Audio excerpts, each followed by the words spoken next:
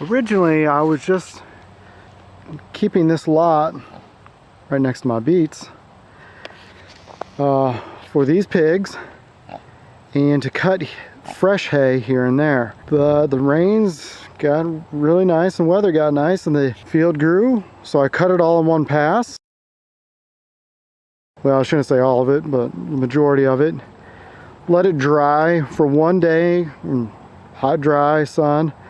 Turned it over, let it dry again so it's nice and fluffy. Put it in little stacks like this. Is almost the size of half a hay bale. And over the stack, I would put the string, roll it over kind of like a sleeping bag, tie it up into a very loose, fluffy hay bale.